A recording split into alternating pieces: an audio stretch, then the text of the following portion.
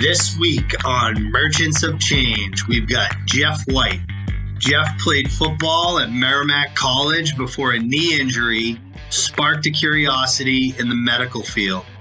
Jeff's been crushing it in medical device sales since 2013, and he's helping us prepare the next generation of medical device sales professionals here at the Shift Group. Here he is, Jeff White.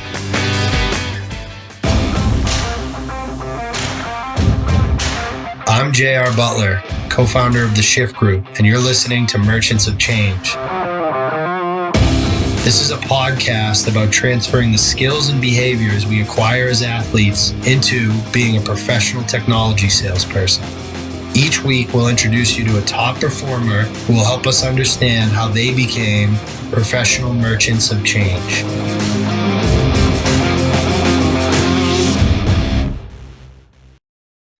What's up, kid? How we doing? We're good, man. Good. Good. Today on the show, we've got Jeff White, aka Whitey. I'll probably refer to him as Whitey throughout the show. So Whitey, thanks for being on the show, buddy. My pleasure, dude. I know you know this, but our show is really for new sellers and people considering a career shift into sales. And I know our mission is to help elite athletes and military vets become elite sales professionals. All our podcast guests are like you, either former athletes or former veterans who have found success in sales. This is a unique spin on it, and kind of, butting up to our coming announcement around moving into another industry in medical device. But we always like to kind of take a step back with everybody and start with their sports career, given our audience. And then we go into the transition into sales. And then we kind of end it with some lessons around, what you've learned in your career, in your case, selling medical devices.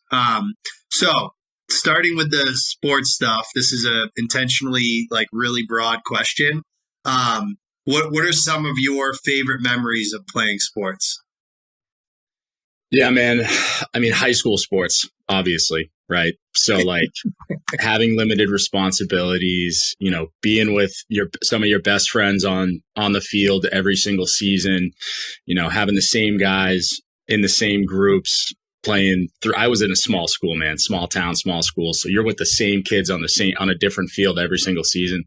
And we were really successful. We had some talented kids, won a couple Super Bowls, and then, tried to bring that into college, right? But was injured. So it didn't really transpire the way I had hoped. So I had to change my plan as to I guess I'm not going to be a pro athlete. I got to find another solution here for a career. Absolutely. Yeah. Those injuries are tough. And I can totally relate, right? We get NHL and NFL players on here. We just had an NFL player and we asked him his favorite memories, and he talked about his high school sports. There really is there's nothing like it. It's just so unique. And you talked about your injuries, and I know that was a huge part of kind of, your transition and, having to end sports earlier than you had planned. Did that impact what you wanted to go on to study and to do? Yeah, for sure, man. I mean, I had no clue as a high school graduate, going to Merrimack College, what I was going to be doing in the future. All I thought was, I'm going to go to college and figure it out, probably just like everyone else kind of does, right? And I tore my ACL going into college in the Shriners game, and that put a lot of things into perspective very quickly, that I wasn't the same coming out of that injury, and I ended up doing it 2 more times. So I spent most of my career, on crutches, right? As a college athlete, riding the bench, holding the clipboard, just kind of showing up, being a part of the team. But the one thing that really fascinated me is that every time I got hurt, the team and the staff and almost the medical community that's involved, that put you back together, and the way that they put you back together and the process that they go through, and basically how they did it all from pre-surgical to immediately after surgery to the year that it took me, I know it's a lot different now, but it took me about a full year to get back on the field. All of those people involved, I was like, man, this is so cool, so fascinating. This is just, I can't believe someone put me back together with pieces of my own body, right? It like blew my mind. And I thought, this is something that I'm wildly interested in and I've already been through and I've been a part of. So I think I want to be a part of that forever. Right. But it was just trying to figure out exactly what my contribution would be. Right. I thought maybe I want to be a doctor. Maybe I want to be a PT. And then, after going through it and figuring it all out, I ended up taking the sales route and I couldn't be happier that I did. Yeah, that's actually like, we go way back. We met back in those college days. And, the comment I'll make about the clipboard is, I can relate with my college hockey career. But, there is something to be said. You guys had great teams at Merrimack, and there's something to be said about, chief culture officers are very, very important, keeping the team light, making sure people are having fun, because college sports is a big commitment, and you always need folks like you and I that keep people honest in terms of what they're there for from a college perspective. So nothing wrong there. And to your point, like doctor, not something that I necessarily would see for guys like you and I, but it was it like how obvious was it? Like, okay, medical industry for sure. How did sales come up? And were there other career paths that you explored outside of like specifically med device sales? Yeah. So, Merrimack had an awesome program. I was in the sports med program, and they basically allowed you to sort of shadow different, I shadowed a PA, I shadowed PTs, I worked as a trainer as a part of the curriculum. So they had an awesome, pathway to kind of dip your toes into all these different settings.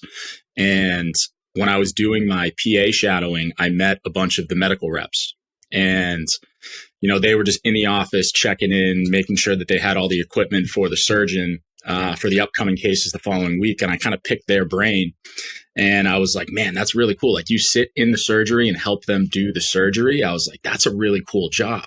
And you didn't go to school for like 5 more years and then do a residency and then, live in a basement and be a fellow and all of this that was required to be a doctor. It's, you could kind of make your own schedule. They were, where they had to be when they had to be there, but they had a little bit more flexibility and more of a social life. And I was like, that's something that I can definitely see myself doing. Yep. And if I recall correctly, your first role was in selling what's called DME, which I believe stands for durable medical equipment. What do you remember about those first few months selling DME? Yeah, so durable medical equipment, that's basically one of the entry level roles at the time that I found, right? Yep. So DME, it could be anything from canes, walkers, crutches, anything that's like billed to a patient's insurance.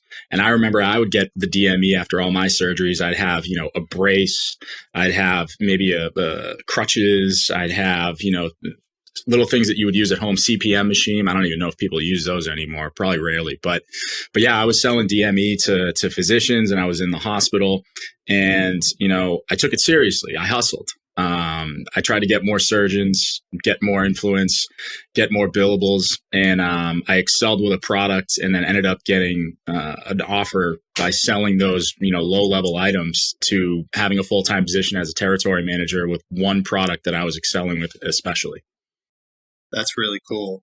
So it's a little bit like tech, where there are these like entry level points into the industry, and obviously I'm learning a lot about that now. I always like to know, like, when you look back at those early days of your career, are there things that you wish you could do over if you had the chance?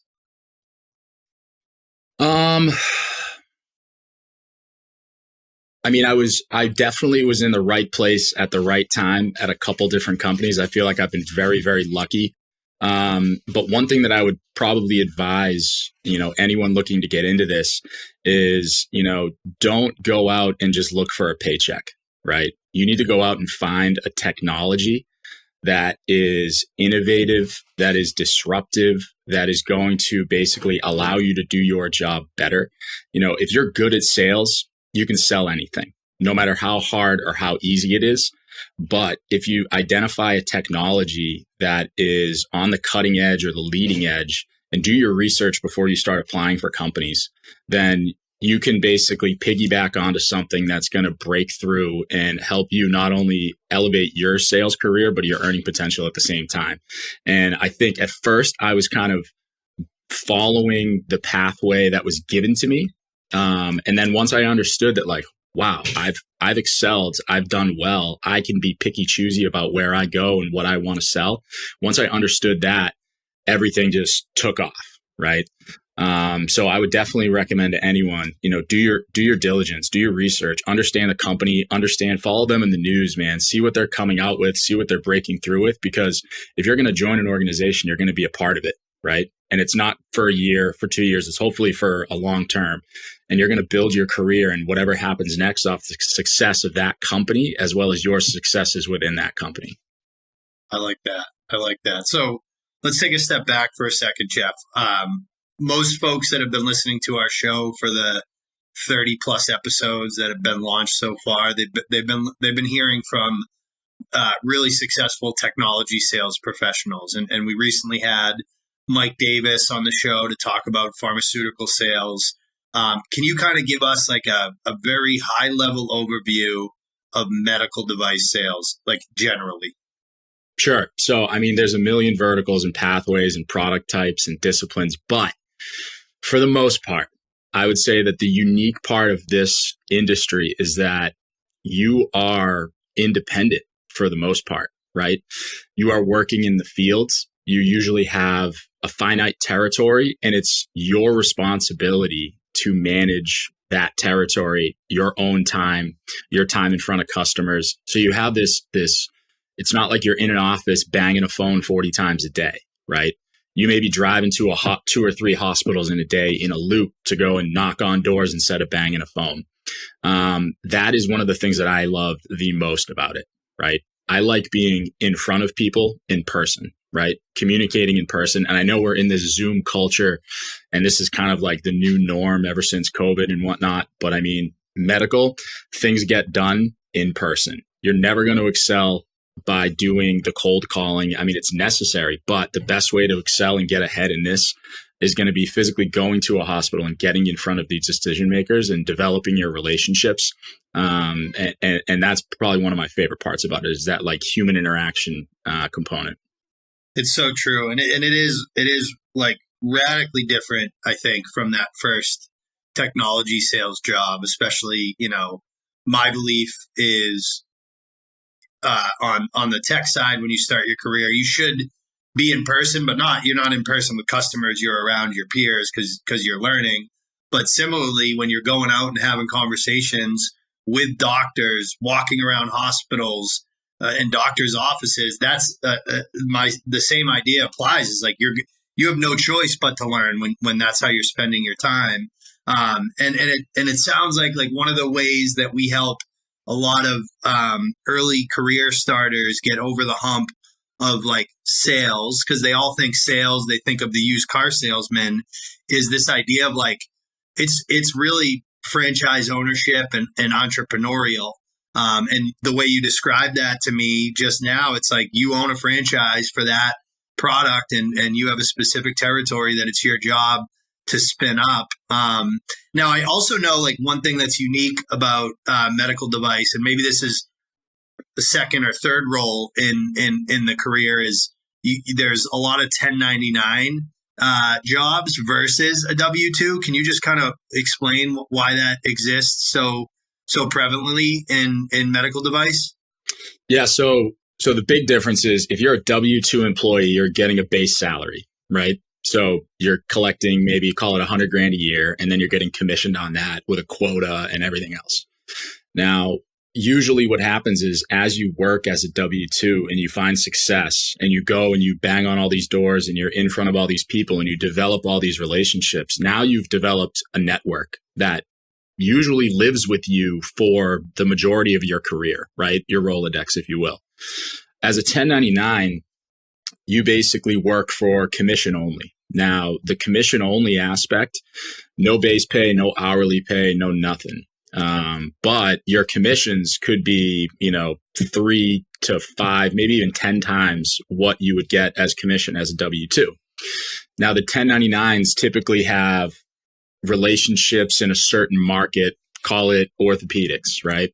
And they know a lot of surgeons, and a company may come along and say, hey, I have this incredible new device specifically for orthopedic surgeons, and you have a broad market of relationships with orthopedic surgeons. Will you help me push my product? Right. So a lot of it is tapping into those existing relationships, and you can do it on the side, but a lot of people do it full time because of that massive earning potential once they have a good, solid foundation of people that they can rely on. And they identify these products that are out there that run on this 1099 model, and they create almost their own bag, if you will. And the bag is basically the products that you carry on a day-to-day basis. I worked at Zimmer Biomet, and they had dozens of products in their capital portfolio bag. And that's the division that I was in and helping manage. And then you could go into, within their organization, they have 1099s on the recon side that are basically running multiple products, within the organization and outside of the organization to basically increase their earning opportunity every day. Yep. So you can do both, but usually the 1099 is going to come along at after you've established yourself in the community. Yeah, that makes sense. It's a little bit like a channel reseller in tech, but it's a little unique because you're a little more independent.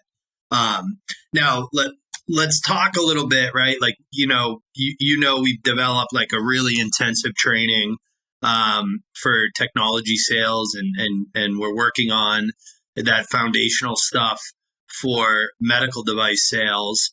Can you just talk a little bit about like some of the high level kind of material and focus from like a skills and attributes perspective that will typically set up candidates that we work with for success in medical device? Yeah, man. So probably the most important thing is going to be being able to manage that independence, right? It's a blessing. It can also be a curse, right? Yep. I love to golf. So telling yourself that, hey, I'm going to go run out to the golf course and play 18 holes on a Friday, as opposed to going in front of 3 new accounts, death sentence. Can't do it. You got to be able to grind. You got to be basically really, really own that independence and stay hungry, stay driven, stay motivated.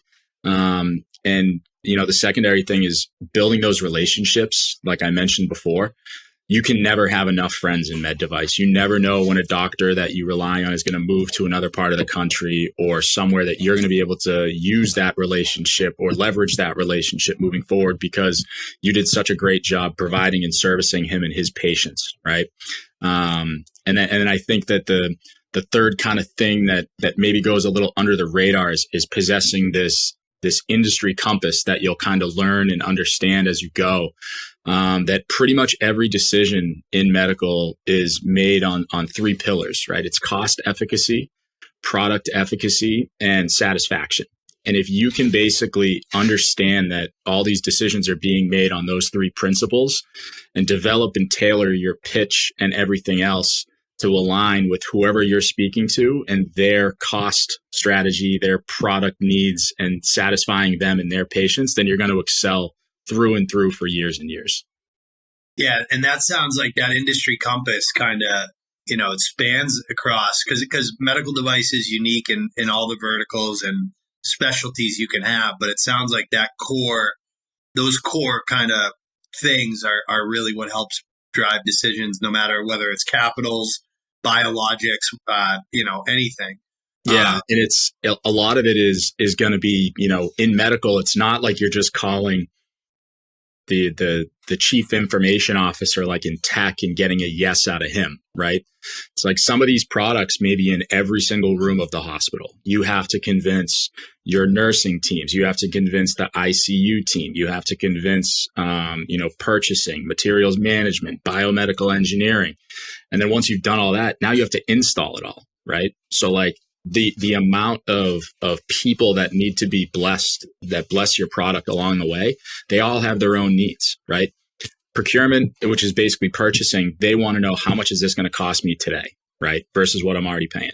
Nursing is going to want to know what exactly is this doing to increase or make my clinical outcomes better, right? And then is the patient going to like this? Are they going to tell other people that, hey, I went to this hospital and I had an amazing experience and I'm healthy now, right? It's like those are the principles that you need to understand, like as an audience, what you need to say to sort of, hit that nail on the head and carry on to the next step. I love that. And like that idea of multi-threading definitely makes sense. And you bring up a great point, right? Like one of the things that would make me super nervous, just going back to like 23, 24-year-old JR, which is a little scary. But, one thing that I would be nervous about would be, selling products to those people that we talked about earlier, doctors who, like you said, right, they go to school for like ever, then they do residencies for like ever. Like these people are super smart, they know so much about so much, and you have to go in as a salesperson and stand shoulder to shoulder with these surgeons in like live operating rooms. How do sales reps get smart enough to be able to do that? Yeah, I mean that's a great question. So you're dealing with, typically surgeons are very particular about what they like, what they want, what they need. And being a rep, you have to understand that, right? And the worst thing that you can do as a rep is trying to know a little bit about everything, because then you'll become sort of a master of none, right? It's great to have insight and knowledge about things that are going on, but you need to be laser focused on your reason that you are, working with this hospital, with this surgeon, the reason that you're in that OR, and also knowing what you don't know. One of the biggest mistakes that you can make, man, is being in an operating room, someone asks you a question and you try to answer it even though you don't know the answer. These guys, they understand that, like, Jeff he went to college and he has a sports med degree, but like he never went to any of these schools or residencies or anything like that I've been through. So they understand if you're like, I will get you the best possible answer. Just give me the rest of the day to do that. Right.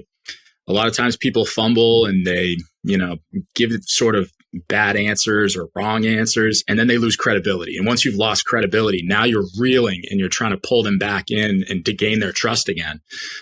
So basically focusing on exactly what it is that you are trying to accomplish and knowing that, as opposed to trying to know everything else that's going on. You need to be a master of your craft as opposed to maybe a jack of all trades, right? Because no one wants a master of none that knows a little bit about everything. Yeah. Yep. Yep. I like that, master of none. I think that might be the name of the episode right there. So you're helping us with this, Whitey, and like the idea that we want is like, we want an athlete and a veteran to come in. We want to destigmatize sales for them. And then we want to say, okay, here's some options for you. Here's tech, here's pharma, here's med device. For somebody that is thinking about even going into our program to begin with, how would you coach them on, one, figuring out if med device is right for them, number one. Number two, how would you coach them on selecting the right company to start their career at? Yeah, it's a great question. I mean, I've always been in medical device, so I love it. I've never even thought about moving into another industry. And in terms of selecting the right company, I knew that through my historical experiences, what interests me was ortho, right? I had those surgeries. So I was already sort of like being pulled towards that, almost automatically without even thinking about anything else. But I think you have to go in and think about like, all right, if I'm going to start a career, like what about medicine, what vertical within medicine really interests me? Is it wound care? Is it diabetes? Is it, that's more the pharma space, but like what about medical is really pulling me in?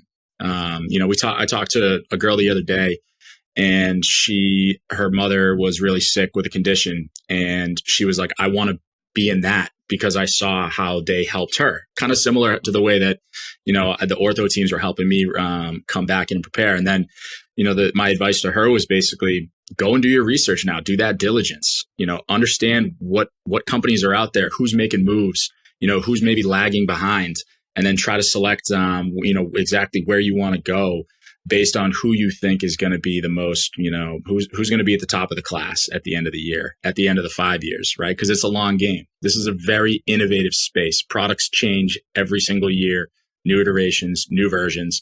So you want to be with someone that's keeping up with the Joneses, Yeah, 100%. I'm curious about this,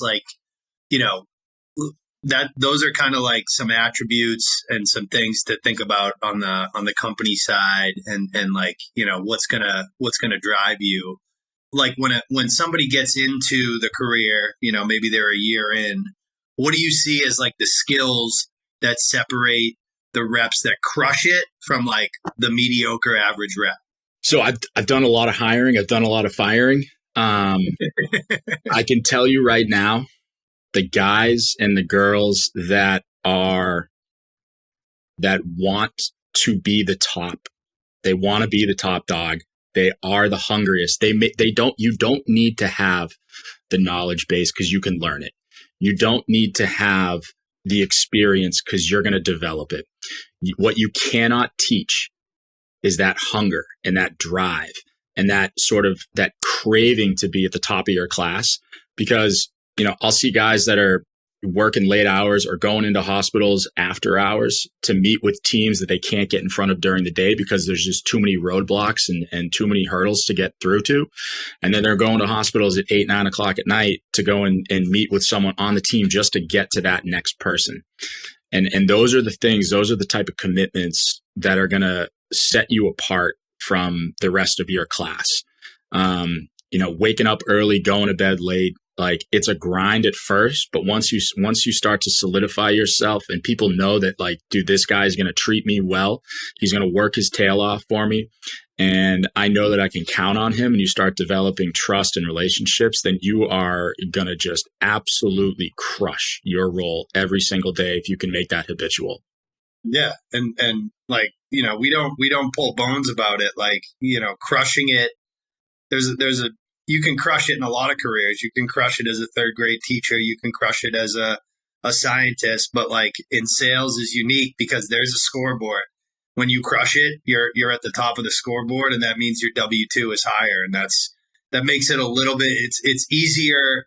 It's easier to work without looking at the clock when you can buy stuff without looking at your bank account first. Right. So It is what it is. One thing that we really emphasize with people in technology, and I think it matters in other industries, is leadership, right? Sales leadership, right? Who you work for that first few jobs. And I'm curious to know, like, what does great sales leadership in medical device sales look like? Do you have any like examples from leaders that you've had in your career on like what great leadership looks like in that industry? Yeah, I mean, I would say that the best leaders that I've had in my career were, I guess we'll call it sort of the player coach, right? Two that immediately come to mind are Greg Roach and Tim McCarthy. Greg was at ZB, president of Surgical. Tim was my CEO at MCS. Both of those guys were not afraid to pick up the phone as I was a rep. And they're leading a division. They have bigger fish to fry, but they were always willing to educate, give insight, donate strategy. Having a leader like that is willing and able to sort of train you in these long, complex deals that you're going to start getting yourself into, which also pay out the best. When they're willing to get out there, get in the field, flying to New York to go sit in meetings with you and help you close, and you learning from them and their talk track and understanding that how they treat the customer and deal with the customer as opposed to what you maybe would have done. That player coach, if you can identify someone that does that and lives and breathes that as your manager, you will 100% grow into that role and maybe end up managing yourself because you're going to learn from someone that's doing it the best way possible. That's kind of what happened to me. I was groomed and nurtured into someone that was, I loved being in those complex calls and understanding and that problem solving aspect. And I love teaching as well, helping other people succeed and training other people on getting on a call and saying, how did you close that deal? Because we're all stuck, right? Like I loved doing that. And that's what kind of developed me into this manager that I've become. So yeah, someone who's not afraid to get their hands dirty, man, instead of sitting up in the ivory tower is clutch in this space. I love that. And it's, by the way, very similar. So that's good to hear because we talk about you want to find a leader that's willing to carry the water bottles. And that's exactly what you're describing. Or the clipboard, brother. Yeah, exactly. I love it. All right.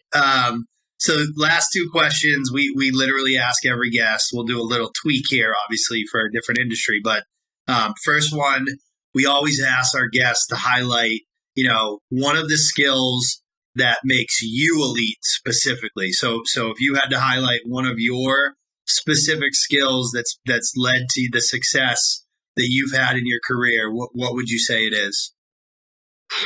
Really good question. I would like to think that I'm good at closing, but it's really not closing. All closing is just getting a contract, right? I think that one of my biggest assets and skills that I've learned has got to be the sort of the art of persuasion, right? And persuasion is not necessarily getting someone to do something that maybe they don't want to do. It's eliciting a behavior change. And the behavior change is really more so on protocols, on standard of care, going in and asking a hospital system to do something completely different that they're doing today.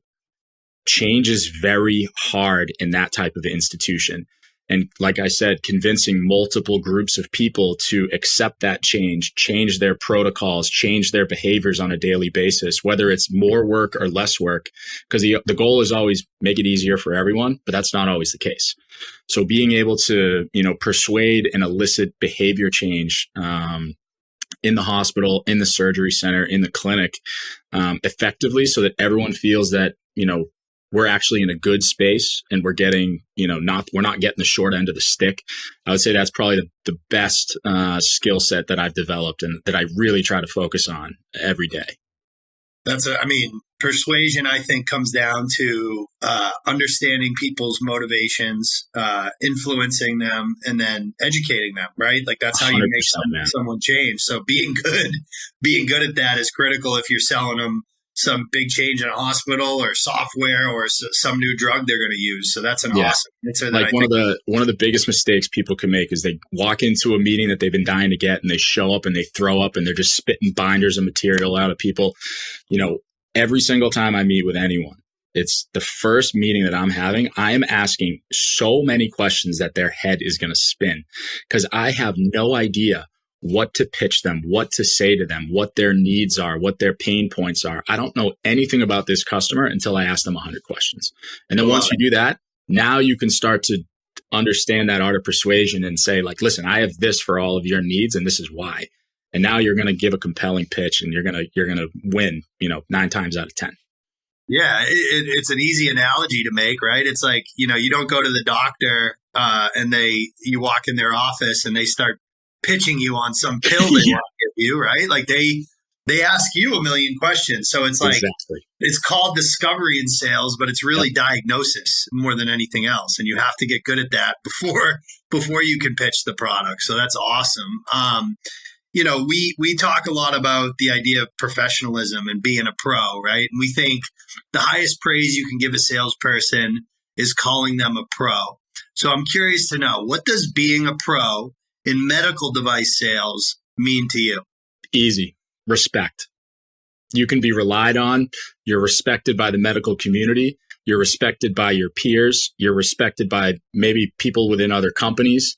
You're trusted. You're a referral point, right? It's all about respect. You can never have enough relationships in this medical community, and basically giving everyone the same amount of respect and the same amount of your time and the same amount of effort goes a long way. And the people that are pros are the ones that never burn bridges and always hold those relationships with them throughout their entire career. And that's one thing that I always try to do is build on these relations, compound relationships, and be the most professional, right, possible, most professionally well-built Rolodex, if you will. And because you never know when you're going to need someone else the same way that they needed you. You never know. And it always happens. You'd be so shocked. So yeah, just getting that respect from the community and from a lot of the players in it is what I think a pro is. I love it. Play out music is a little Aretha. I think it's Aretha Franklin. RESPECT. Yeah, there you go, Dan. I love it. There. Dude, Whitey, thank you so much. You're joining us on your birthday. We really appreciate you giving us the time, man. This is going to be required listening for our candidates that are even considering medical device sales. So thank you so much for joining us, buddy. Yeah, thanks for having me, dude. This wraps up this episode of Merchants of Change. If you enjoyed this episode, the most meaningful way to say thanks is to submit a review wherever you listen to podcasts. If you're interested in working with us, please come find us at www.shiftgroup.io.